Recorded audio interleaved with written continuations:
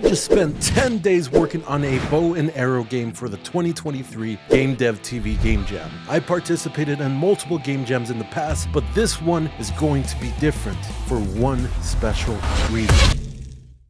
I made this game completely alone. For this jam, I had a couple of goals that I wanted to hit. One, I wanted to learn how to use Fmod. After the Wise debacle in the last video, I did not want to jump into that again. Two, I wanted to learn how to make a cutscene. 3, I wanted this game to have really great voice acting. I can already hear the comments. But you said that you made this game completely alone, now you're saying you want to work with voice actors. Listen, the theme for the game jam was life in 2 dimensions, and I had no clue how I was going to incorporate that into the game. But I had 10 days, why would I have to worry?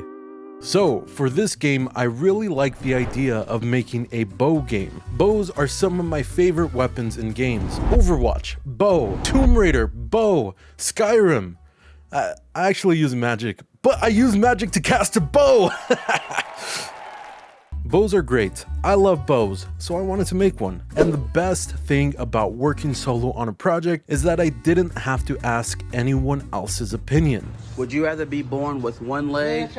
So by the end of day 1, I already had locomotion working with blend trees. I had a really rough idea for the story, and I had already put out a casting call for voice actors for the game. I also had the bare bones aim system working. Day 2 and 3, I got the bow working. Day 4. Okay, so not everything was going 100% smoothly. The way I built the aiming system was by shooting a ray from the camera to the first thing the ray hit. Where the ray hit, that's where the player would aim. But the problem is that you would have to hit something with your ray in order to aim at it. That means you can't aim in the air. If you can't see the issue, let me introduce you to gravity. If you can't shoot in the air, you can't aim at something far away. To fix this, I made the character aim at a point far away, and it worked. Now we can shoot in the air. Woo, yeah, woo, woo, woo. I learned from the last jam that I shouldn't wait until the last minute to try and build the game. So at this point, I made a quick build just to check that everything was working and there were no issues. It wasn't working. Luckily, I didn't wait until the last day, so I had time to figure out what the issue was, and the problem was that Fmod, the sound software that I used for the project, had a weird quirk. Basically, Fmod loads in the sounds for the game before the game actually starts, so when you're playing the game, you can immediately start using the sounds. Except for web builds. So the issue was that I was trying to use the sounds, but the sounds weren't there yet, which isn't great, but you would think that this means that there just wouldn't be any sounds. But games are like Jenga towers. If one thing breaks, the whole tower comes falling down. So even though this should only affect the sound, it caused the whole game to break. So I was looking through my code trying to see what I did wrong, when really it was a third-party sound software that was the issue, but I did figure it out eventually. The next thing to work on were the enemies. By the way, if you're curious where I got all these animation and character models, I used Mixamo. Adobe has more misses than hits, but Mixamo is definitely a huge hit. After spending half a day figuring out this sound problem, I was excited to get back to doing something that wasn't a bug. The enemies were bugged. So, to be honest, I'm not sure even now why the enemies were bugged, but the issue was that the enemies would sometimes just straight up ignore you. I think it had something to do with the fact that I created a custom hitbox for my enemies, and that messed with the way that Unity's built-in pathfinding system work. To fix it, I literally had to code my own pathfinding system. No, pretty impressive, but not really. It was super simple and didn't have all the functionality that Unity system had, but it worked well enough, and I think some of the jank added to the charm of the game. At least that's what I tell myself to make myself feel better.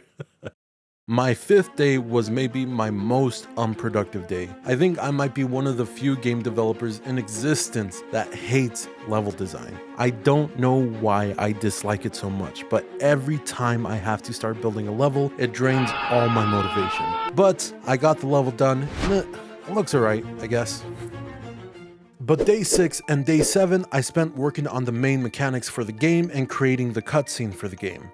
It was already day 8, 2 days away from the deadline for the jam, and I finally went through all the auditions for the casting call I put out in the beginning of the jam. There were a lot of great people that applied for the roles, and it was difficult to narrow them down, but I eventually got the role selected. I also started working on some UI for the game, and it felt so weird to basically be done with everything for the game 2 days before the deadline.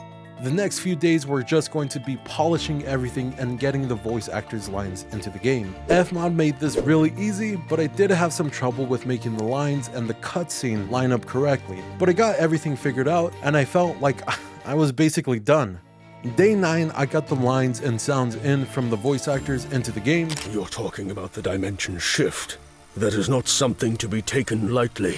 These guys did a really great job and were all really fast with such a close deadline. I spoke with them and they all seemed interested in continuing to work on video game projects in the future. All the voice actors are in the Discord if you want to cast any of them for your game. I'll put a link to the Discord in the description if you're interested in connecting with any of them. Last day, I cannot express how smooth this project was. The game was definitely rough around the edges, but working on a solo project for the first time, I was so surprised to see how simple it was. I had been the lead for most of the projects I had done in the past, so I think some of the added pressure of running a team made the experience more difficult for me personally. But I did not expect this solo project to run as smoothly as it did. I actually did have an issue on the last day with the web build for the project, but I got it fixed the second day of the voting. If you made it all the way to the end of the video, I want to say thank you for watching, and I have 2 major projects planned. One is a YouTube specific project, and the other one is the next game I'm going to be working on, and that is actually going to be my first commercial game that I'm going to release. So if you're interested in following the progress of that first game, make sure to hit the subscribe button. I'll catch you in the next video.